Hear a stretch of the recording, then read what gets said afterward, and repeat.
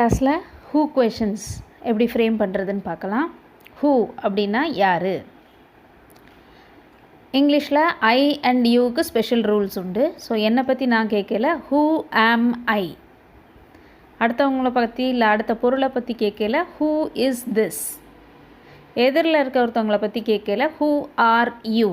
So ஆம் and R வந்து I and யூவோட combine ஆகும். அடுத்தது சிங்குலர் பொருளுக்கு எல்லாமே ஈஸ் போட்டுக்கலாம். ஹூ இஸ் திஸ், இது யார். ஹூ இஸ் தட், அது யார். ஹூ இஸ் யோர் மதர், உங்கள் அம்மா யார். ஹூ இஸ் ரன்னிங், ஓடுறது யார். ஹூ இஸ் ஹெல்பிங் யூ, உனக்கு உதவுறது யார். ஹூ இஸ் த வின்னர், அதாவது ஒரு போட்டியில் ஜெயிச்சது யார். ஹூ இஸ் த ட்ரெயினர், உங்களுக்கு ட்ரெயின் பண்ணுறது யார். ஸோ இந்த மாதிரி கொஷின்ஸ் எழுதி பாருங்கள். இதுக்கு ஆன்சர்ஸும் பண்ணி பாருங்கள். அப்போ இங்கிலீஷ் ஃப்ரேமிங் ஈஸியாக இருக்கும். ஈஸ் வந்து நெக்ஸ்ட் பர்சனுக்கு, ஆர் வந்து எய்த்தாப்பில் இருக்கவங்களுக்கு, ஆம் வந்து ஐயோட மட்டுமே சேரும். டவுட்ஸ் இருந்தால் கமெண்ட் பாக்ஸில் கமெண்ட் பண்ணு. ஹூ கொஷின்ஸ் பாஸ்ட் டென்ஸில். ஹூ வென்ட் டு சென்னை, சென்னைக்கு போனது யார். Who came to your house, உங்கள் வீட்டுக்கு வந்தது யார். ஹூ ஏட் மை சாக்லேட், என் சாக்லேட்டை சாப்பிட்டது யார்.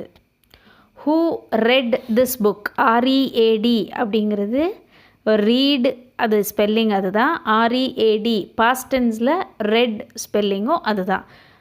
நம்ம வாசிக்கையில் மட்டும் ரெட் அப்படின்னு வாசிக்கணும். ஹூ ப்ரோக் த கிளாஸ், இந்த கிளாஸை உடைச்சது யார். Who kept the photo frame, photo ஃப்ரேமை வச்சது யார். ஹூ brought த ஃப்ளவர்ஸ், பூ கொண்டுட்டு வந்தது யார். ஹூ ரோட் திருக்குறள், திருக்குறளை எழுதியது யார்.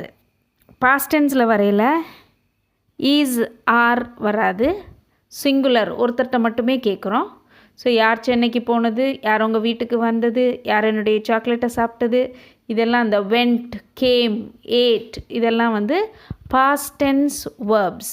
பாஸ்ட் டென்ஸில் வரையில் ஒருத்தர்கிட்ட கேட்கல நமக்கு வேறு ரூல்ஸ் கிடையாது. இதில் ஐ யூக்கெல்லாம் தனி ரூல்ஸுங்கிறது இங்கே பாஸ்ட் டென்ஸில் வராது. எல்லாருக்கும் ஒரே மாதிரி தான்.